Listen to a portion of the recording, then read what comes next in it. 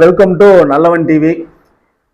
இன்னைக்கு விஜய் சேதுபதி நித்யா மேனன் நடிப்பில் பார்த்தீங்கன்னா தலைவன் தலைவி படம் வந்து ரிலீஸ் ஆகிருக்குது. படம் எப்படி இருக்கு அப்படின்னு சொல்லி இந்த வீடியோவில் பார்க்கலாம். முதல்ல இந்த படத்தோட இயக்குனருக்கு நம்ம ஒரு வாழ்த்துக்களை சொல்லிக்கலாம். ஏன்னா வந்து இப்போ வந்து படம் எடுத்தா சும்மா லவ் அது வெட்டு குத்து அப்படி இப்படின்னு சும்மா கண்ட மேனிக்கு படத்தை எடுத்து மொக்க படங்கள்லாம் நிறைய வந்துட்டு இருக்குது.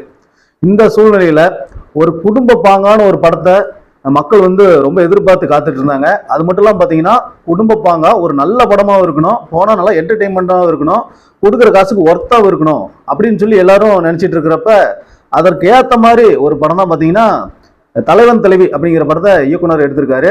உண்மையிலேயே அவருக்கு வந்து ஒரு வாழ்த்துக்கள். அது மட்டும் இல்லாமல் இந்த படத்தில் நடித்த கேரக்டர்ஸ் எல்லாருமே பார்த்தீங்கன்னா தங்களோட சிறந்த நடிப்பை கொடுத்துருக்காங்க. படத்தில் வந்து யாரையுமே குறையா சொல்ற அளவுக்கு இல்லை, எல்லாருமே வந்து ஒரு நிறைவான நடிப்பை வழங்கி படம் பார்த்தீங்கன்னா இது ஒரு படம் மாதிரியே தெரியல. நம்ம கண் முன்னாடி வந்து ஒரு குடும்பம் சொந்தக்காரங்களாம் வாழ்ந்தா எப்படி இருக்குமோ அந்த மாதிரி ஒரு படத்தை வந்து எடுத்திருக்காங்க அப்படின்னு சொல்லலாம். குறிப்பாக அந்த படத்தில் விஜய் சேதுபதி அவர்கள், நித்யா மேனன் எல்லாருமே நல்லா நடிச்சிருக்காங்க. நித்யா மேனனுக்கு அண்ணனா வர ஆர்கே சுரேஷ், அதே மாதிரி விஜய் சேதுபதி அவர்களுக்கு அம்மாவை நடிச்சிருக்க தீபா அந்த அம்மா அவங்க, அப்புறம் வந்து அப்பாவை நடிச்சிருக்கிற சரவணன் அவர்கள் எல்லாருமே. குறிப்பாக காமெடிக்கு பார்த்தீங்கன்னா யோகி பாபுவோட காமெடியெல்லாம் சிரிக்கிறதுக்கு அப்படின்னு பார்த்தீங்கன்னா நிறைய படத்தில் வந்து நமக்கு சிரிப்பே வராது. ஆனால் இந்த படத்தில் உண்மையிலேயே வந்து யோகி பாபு வர சீன்லாம் உண்மையிலேயே சிரிப்பு வந்து வேற லெவலில் இருக்குது. தேட்டரே பார்த்தீங்கன்னா சிரிப்பலையில் மூழ்கிறாங்க. சரி, இந்த படத்தோட கதை என்ன அப்படின்னு பார்த்தீங்கன்னா சாதாரணமாக மேரேஜ் ஆனாவே என்ன கூட கணவன் மனைவிக்குள்ள சின்ன சின்ன சண்டை வந்துக்கிட்டே இருக்கும்.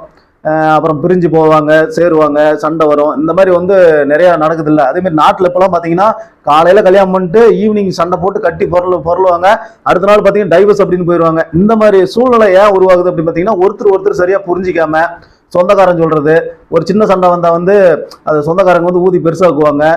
பொண்ணோட அம்மா வந்து நீ இப்படி பண்ணு அப்படி பண்ணு, நீ புகுந்து வீட்டில் போய் இப்படி இரு அப்படி இப்படின்னு சொல்லி கொடுக்கறது, இந்த மாதிரி நிறைய காரணங்கள் இருக்குது.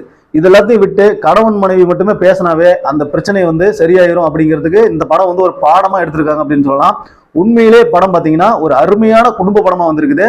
இந்த படம் பார்த்தீங்கன்னா எப்படி ரொம்ப எமோஷனலான படமா இல்லை வந்து ரொம்ப வெட்டு குத்து இந்த சண்டைகள்லாம் அதிகம் இருக்கிற படமா அப்படின்னு கேட்டிங்கன்னா அந்த மாதிரி ஜோனர்ல இந்த படம் கிடையாது.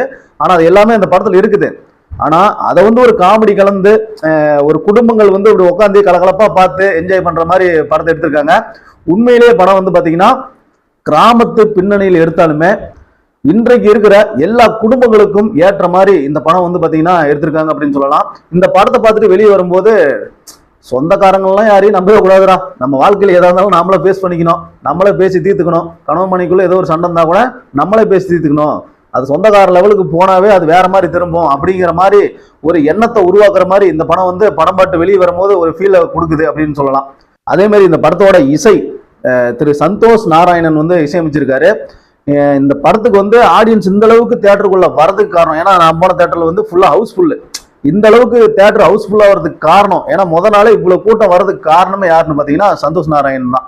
என்னடா இப்படி சொல்ற அப்படின்னு கேட்காதீங்க, அந்த பொட்டல முட்டாயின்னு ஒரு சாங் வந்துச்சுல்ல, லே லே லே லே லே லே, அந்த சாங் பார்த்தீங்கன்னா பட்டி தொட்டி எங்குமே பார்த்தீங்கன்னா பட்டாசை கிளப்பி நிறைய ரீல்ஸ் எல்லாத்து இதுவும் போட்டு மக்கள்கிட்ட நல்ல பிரபலம் அடைஞ்சிருச்சு. அந்த பாட்டுக்காகவே நிறைய பேர் வந்து படத்தை பார்க்கறதுக்கு வந்தாங்க. குறிப்பாக அந்த பாட்டு சொல்லலாம். அது மட்டும் இல்லாமல் பின்னணி இசையும் நல்லா பண்ணியிருக்காரு. அது மட்டும் இல்லாமல் ஒளிப்பதிவு வந்து பார்த்தீங்கன்னா திரு சுகுமார் வந்து பார்த்தீங்கன்னா கிராமத்தை வந்து அப்படி அவ்வளோ அழகாக காமிச்சிருக்காரு. நல்லா ஒரு வண்ணமயமான ஒரு கிராமத்தை அந்த கதையை பார்க்கறதுக்கே பார்த்தீங்கன்னா தேட்டரில் வந்து நல்லா கண்ணுக்கு குளிர்ச்சியாக இருந்துச்சு. அந்த மாதிரி படத்தை வந்து எடுத்திருக்காங்க.